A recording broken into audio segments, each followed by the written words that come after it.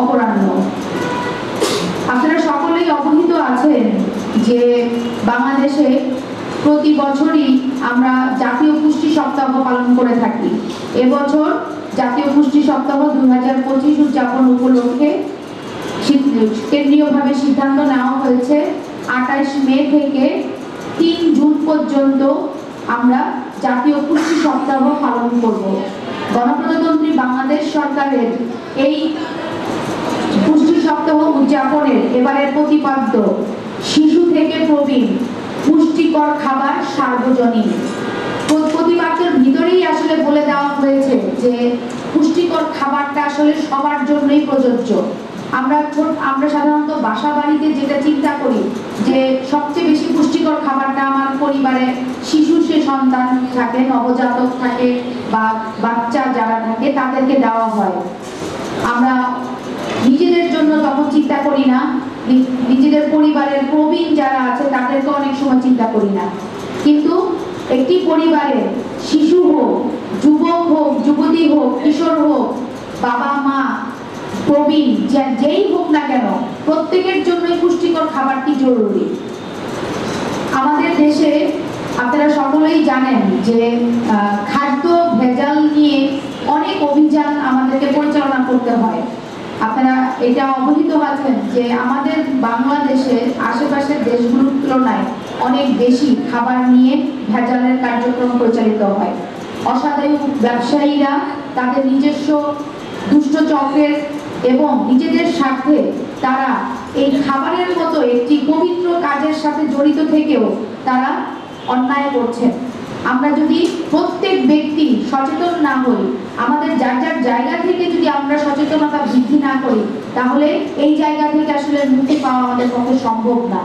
আমরা আমাদের প্রত্যেক ক্ষেত্রে, আমাদের কর্মক্ষেত্রে, আমাদের পরিবার, পারিবারিক জীবনে, আমাদের সামাজিক জীবনে সব জায়গাতে আমাদেরকে একটু নজরদারি বাড়াতে হবে।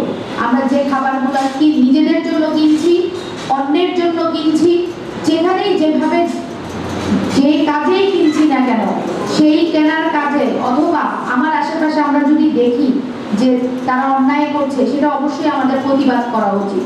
খাবার নিয়ে ভেজাল এটা মনে হয় পৃথিবীর খুব কম দেশেই আছে।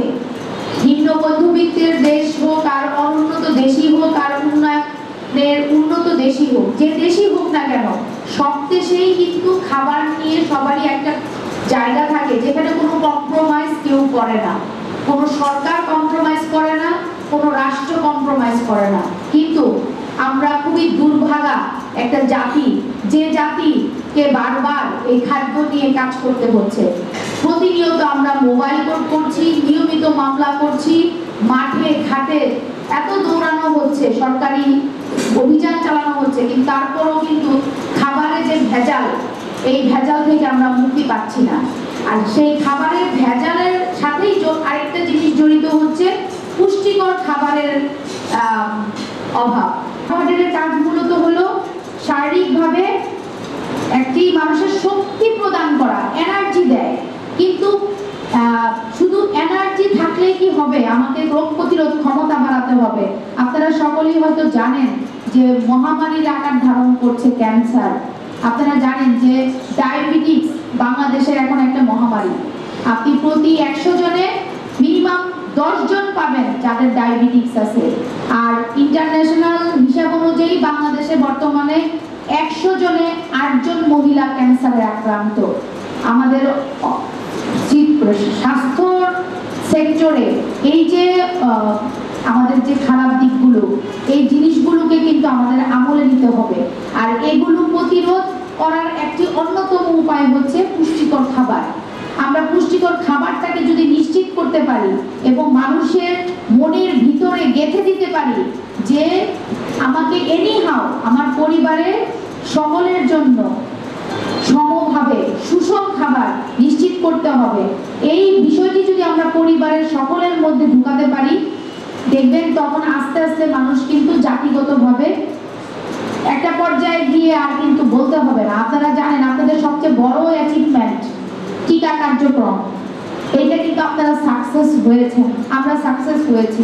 সরকার চেষ্টা করলে পারে, সরকার চেষ্টা করেছে বলেই সেই 95 সালে শুরু হয়ে এটি এখন এমন একটা পর্যায়ে গিয়েছে, আমার মনে হয় না যে এমন কেউ আছে বাংলাদেশে 16 কোটি মানুষ যে জানে না যে একটা বাচ্চা জন্মের পরই তার 6টা টিকা দিতে হবে, 6টা রোগের জন্য টিকা দিতে হবে।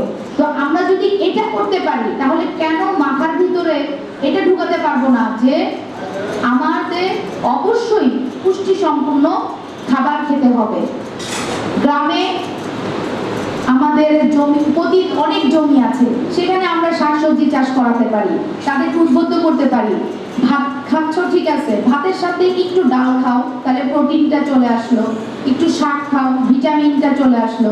এই যে বিষয়গুলো, এই কথাগুলো আসলে আরেকটু প্রচার বাড়াতে হবে। আপনাদের কাছে অনেক জনগণ আসে, আপনারা একটা অনেক বড় স্টেক হোল্ডার হ্যান্ডেল করেন।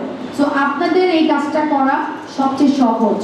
এই সচেতনতাটা বৃদ্ধি করার কাজটা আমাদের তুলনায় আপনারা বেশি করতে পারবেন, আপনারা মানুষদেরকে বোঝাবেন। আর একটা জিনিস আছে যে কার্সিনোজেনিক, এই শব্দটাও একটু মানুষকে পরিচিত করতে হবে।